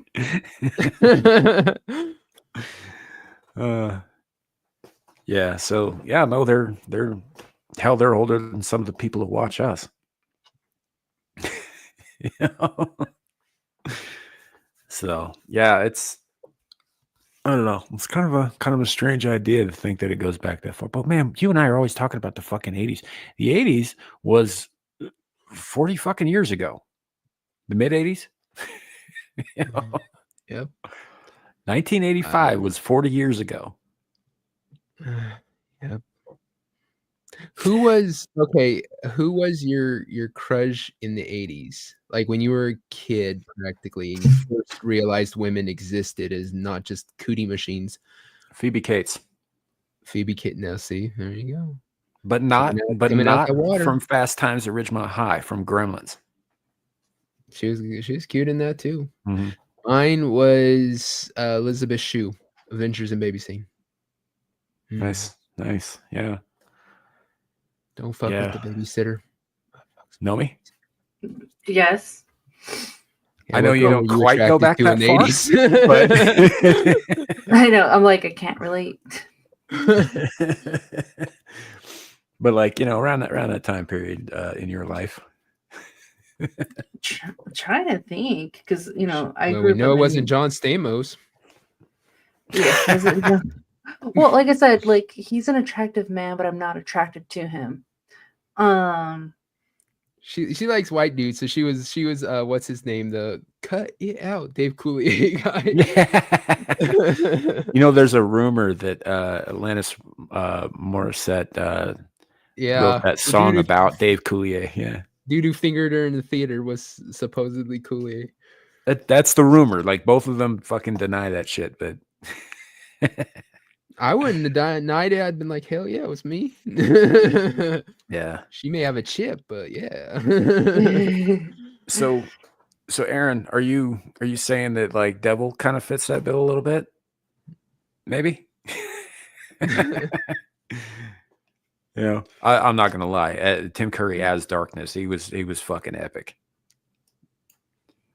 Mm. Them Yeah. abs though. Right? He was a very horny dude though. Big Yeah. Big black horny, horns. Big.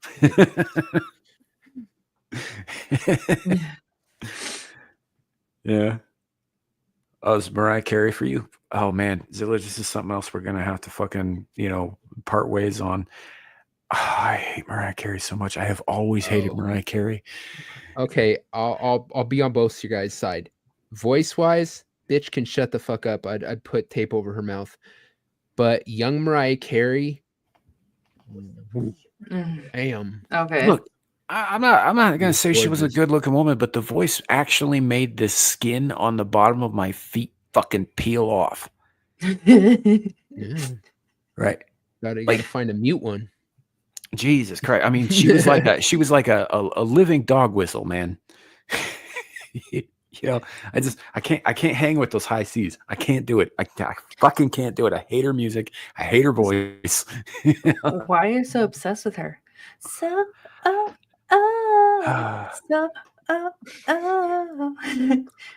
up in the club, sipping the Yeah. bottle. I actually do Oh, I have a know me. legit reason for this, but I don't know if I want to go into it because it gets into some dark shit. But All right, Nomi, you go to the corner too. Yeah, shut up. yeah, who the fuck's listening to Mariah Carey talk, man? It's her singing voice. Yeah. Aside from like what's her husband's name, Nick Cannon, like he has to listen. No, they to her. divorced. They divorced. Oh well, I guess he doesn't now. So good for him. Now he can take them just earplugs speaks out stupid now. himself. Yeah. Yeah. Well, Nick Cannon has like 40 kids from different women, and he financially supports all of them. Yeah. So he's a good dumbass. I mean, Elon Musk supports his kids financially too, but it doesn't make him a great father. Mm. Doesn't make him a terrible Yeah. one either necessarily. I'm just saying that you can have a lot of kids and support them financially, but you're not necessarily like Musk is very, very busy. I don't know how the hell he finds time for even one of them. They have to schedule it.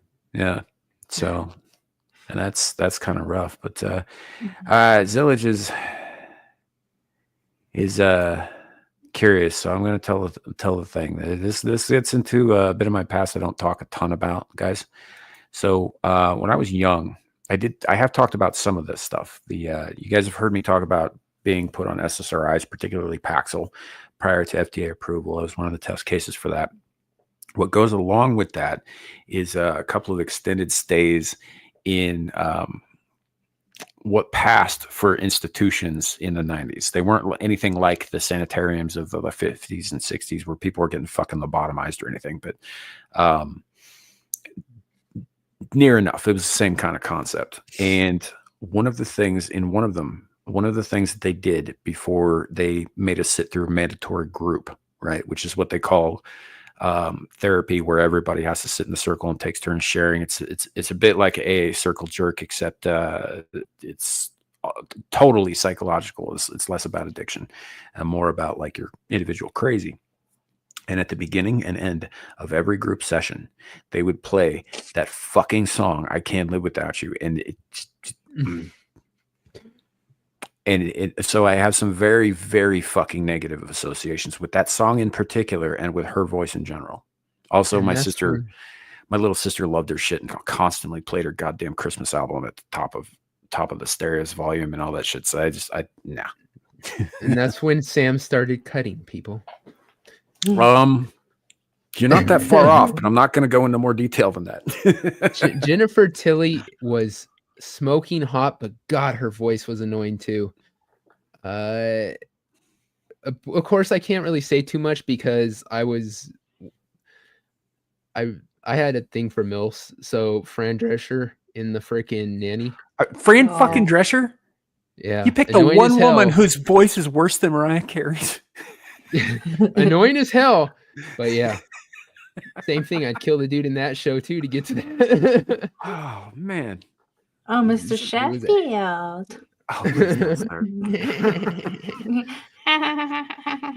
Once again, I'd be like, yeah, here, put this tape on your mouth.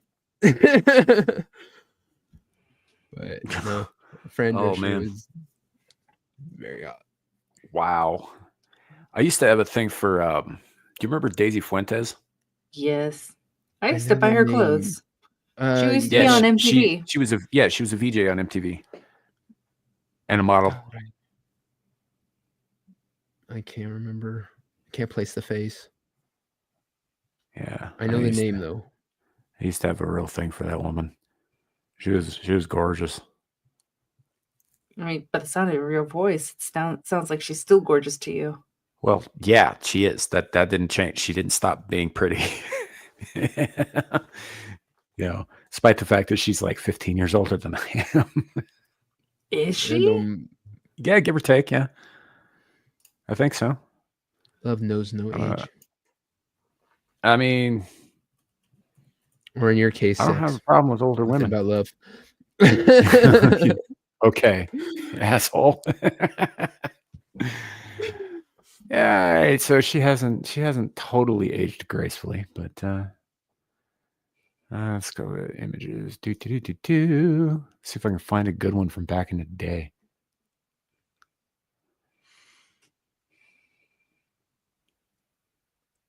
Yeah, let's see.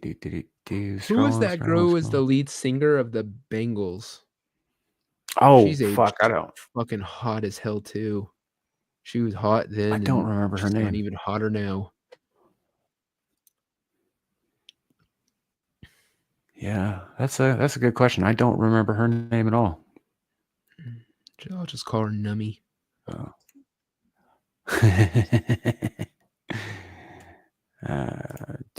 View image. All right. This is I don't know, kind of midway between where she looks now, where she looked then. And she's still pretty hot.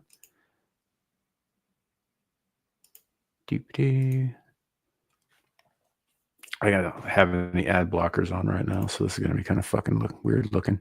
Oh, she's good looking. Yeah. Yeah. Imagine what she looked like in the 90s.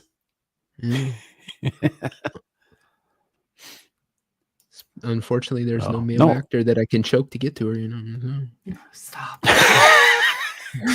Why is it why are you all about choking? What's that about? I don't know. It's part of the whole thing. I need to kill somebody to get to the woman. No, I'm sensing a theme here. You're into choking, aren't you?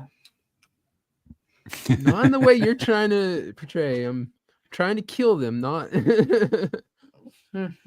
Okay. Yeah. I don't know. You get the weirdest crushes on fucking celebrities and shit, but I don't know. I was always like, yeah, there were girls I liked in Hollywood and all that stuff, but mostly I paid more attention to the ones closer to home because those were actually accessible. Thank you, Aaron. That's exactly it. We listen and we don't judge. No Liar. judgment She's fucking lying right now. No judgment. Devil's confessions. Yeah, I do. It's not like I like hide my weirdness. I'm pretty open about the weird shit. Yeah, I think we're all a little bit weird sometimes. But I mean, hey, it could be worse. At least none of us are like, bronies or furries or whatever. Yeah, exactly. It's pretty mellow compared to some of the stuff like Dermy likes. Yeah. I mean, the whole like hentai surprise thing is just a bit. I'm not actually into tentacle porn. We wouldn't judge you if you were. I disagree. I think you would, and you'd be right to do it. Oh wait, so you do watch it? It depends on the level. Like if you're just a casual viewer, fine. If you have posters of it, then I'm gonna start judging you, man. Right. I've always wanted this about furries. This makes no sense to me because I'm with you on the Ardent Party. Like I don't understand it either. Isn't sex sweaty enough? right? Yeah. You got to add like layers of fucking heat absorption. I could get furries if it was like cosplay, like it was for fun and stuff like that. But if you really think you're a fucking animal, you're damaged. You're not an animal. And yeah, the whole being in a fucking hot ass fursuit rubbing up against shit, just that is the most unappealing, like in the kind of grand scope of sex. Who says that's the kind I want? I don't get Right. it. Isn't straight intercourse just so much more pleasurable than sweating and rubbing your genitals on coarse fur fabric? I mean, you'd think it would be. You know, I don't know. To me, it feels like a form of bestiality. It kind of is. Kind of.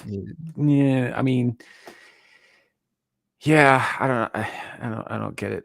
What I also kind of get. Capitano saying could be more worse. Still wanting Alyssa Milano.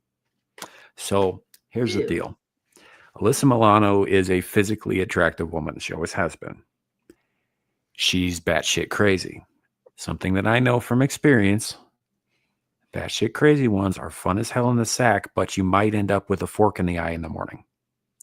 There are regret boners. Okay. And Alyssa Milano is a regret boner. Another one is Ashley Judd. Like again, she used good to be looking so woman. hot. Yeah, used to be so hot. But then when she was up on stage and she would, I'm a nasty woman, I went, oh God, how did I ever think you were gorgeous? Yeah. And she's a member of Mensa. She's supposed to be really intelligent, but she can't tell the difference between a sanitary like napkin and a fucking medication, which means she's also retarded.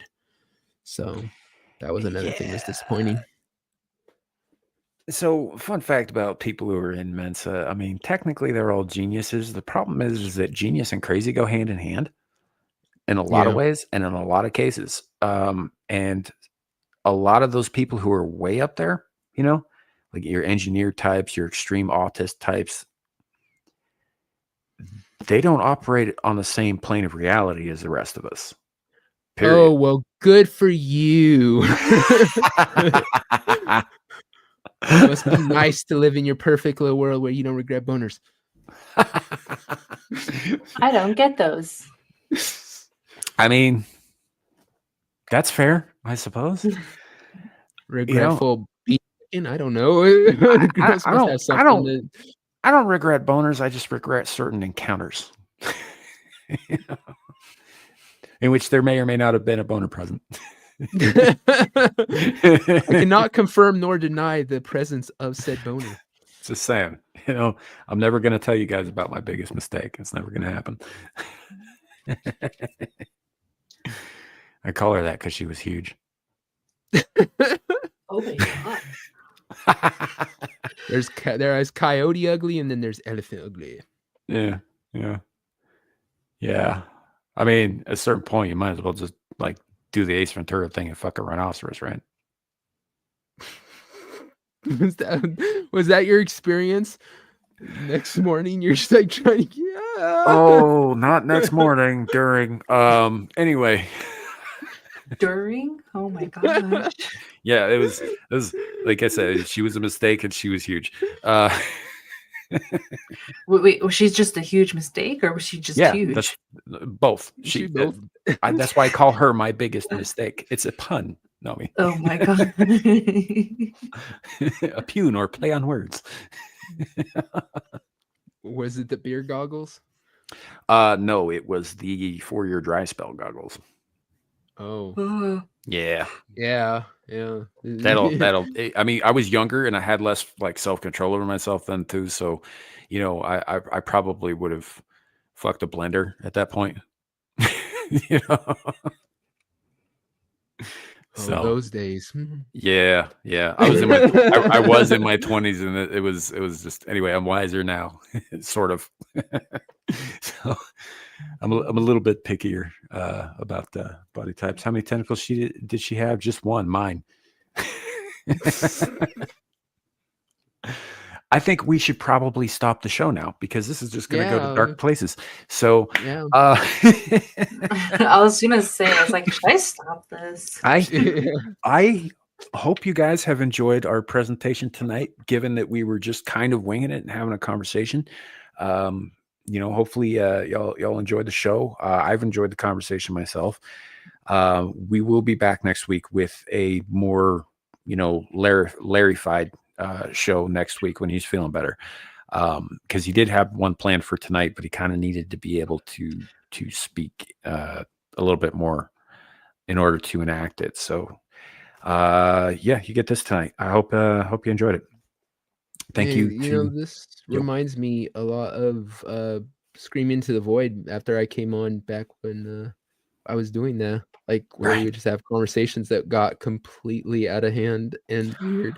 Honestly, you know what? Actually, before we go, I'm gonna talk a little bit about what I want to talk about tomorrow. I will be covering this again tomorrow on Screaming Into the Void. But so y'all noticed that I wasn't around last week, and 2 weeks prior to that, I also wasn't around. That was an internet issue. That was a completely technical issue. This last week was not the same thing. I saw some shit in the course of my looking for topics and, also just generally doom scrolling through the internet that fucked my head up real bad last week. And I was dealing with some shit psychologically that I was not in a position to be able to sort of fake it till you make it kind of thing. I don't think I could have. I probably would have just started screaming. And yes, it involved dead kids. And yes, it involved graphic images and photos and videos. And I still see that shit when I close my eyes. And it has made me come to the realization that certain things need to change. And one of those things that needs to change is the direction of Screaming Into the Void. Abyssal Musings will continue as it is. But Screaming to the Void, I'm going to start leaning away from a lot of the political stuff because I need to start purging my algorithms and my feeds. I can't be looking at that shit anymore. It's fucking me up. It's costing me sleep. And it's not something that I am currently equipped to continue to deal with. So we may be getting back into politics down the road more steadily. I don't know. We'll see what happens. But for the time being, we're going to start probably shifting into some other stuff. And some of you guys probably remember at the beginning of the year, I was saying we're going to try and shift a little bit away from politics anyway, just because we sort of just became a politics show over there, which is not really where I wanted it to go in the first place, but it did. And all that. And there was no escaping it. It's everywhere. So we started doing more mad sciencey stuff and more of that stuff. We still had some politics and all that. We probably still will. It just won't be, like, oh, this big thing happened in the news today. We're definitely going to talk about that all the time because, or I read this thing earlier this week about, some horrific event that happened on the other side of the fucking planet because I don't want to look at that shit anymore. I'm burnt the fuck out. Right? Okay. And that's personally for me. I just don't. So we're going to start leaning into some other directions. I had a conversation with one of the other cast members a couple of days ago. And the idea was brought up that we might start looking more into like natural phenomena and things like you guys remember the old show Unsolved Mysteries with Robert Stack? Went on for like 30 years. Yep. Stuff like that, like me. Yeah. I hear the background or the theme song playing in my head right now. Right. Stuff like that. Like, maybe cold cases, maybe unsolved stuff, maybe, unexplainable phenomena, like, spontaneous human combustion, for example. It's just off the top of my head, that kind of thing. I'm going to sort of get into the world of the weird a little bit more. Probably still keep up with the mad science topics because I do enjoy those. They don't horrify me nearly as much as the capacity for men of all stripes in all places to harm children. And I can't fucking deal with that shit anymore. So we will be making some changes. They'll probably be gradual at first. I'm not sure how it's going to go. The other thing is I am planning to have actual real guests and not just people I know on occasion. But I'm going to probably postpone that until I have a more reliable internet setup, because I don't think like my friends know how to deal with this shit. They know, like, oh yeah, Sam's internet went out again. It's fine. I don't want to be doing that with like full on guests, who are new to the thing, or possibly returning guests or whatever. I just, to be fair to them, I want to have a stable connection when they're on, kind of thing. So that will probably. Speaking of, And that was his cue to that wrap said, it up. that's pretty much it. I hope you guys can understand. Oh, yeah, Oh, yeah. understand. Yeah. yeah, So, like I said, I yeah, miss doing Screaming to the Void. Like I said, just the weird conversations. So that's why I was mentioning how this felt like that. yeah. Yeah. So yeah. But yeah, thank you guys in chat. You guys are awesome. Appreciate you showing up, and hanging out and having the conversations with us. Nomi, Devil, also great to see you guys and have this conversation. Larry as well, even though he's not feeling well. Do you either of you have anything you want to plug before we go? No, I'm Yeah. pretty Fight good. for it. Fight for it. Shut up, Nomi. Dude. No.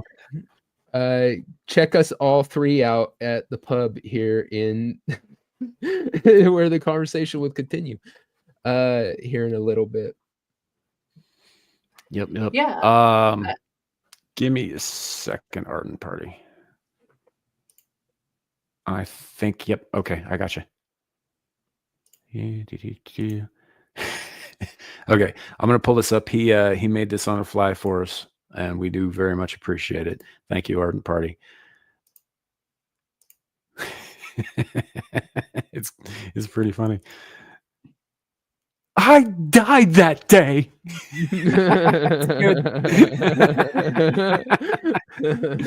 I do appreciate it, man. Thank you. That's excellent.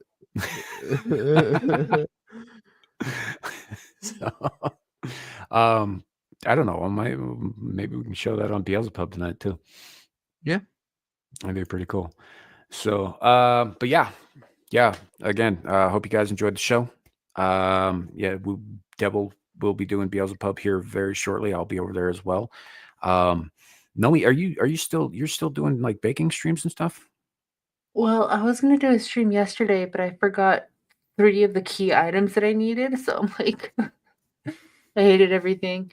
But yeah, I'm gonna be doing some cooking streams pretty soon. So keep an eye out for that. I think Tuesday is when I'll pick up. Cool beans. All their links are in the description below. So feel free, go check them out, subscribe to their channels, watch their shit. It's usually a good time. Devil's getting ready to piss off every feminist in the world soon. So, oh yes. Very excited about the rage that will get. Yeah. Yep. Yeah. So otherwise, thank you guys for coming. We'll see you tomorrow for Screaming into the Void, and we'll see what happens from there. It should be all the regular shit. And also Beelzebub, I'll be over there in a minute too. I don't know. I'm stumbling over shit at this point. So it's time to end the show. Thank you all for coming. Appreciate you all. Remember, it could always be worse. It could be raining flaming cobras, and good night.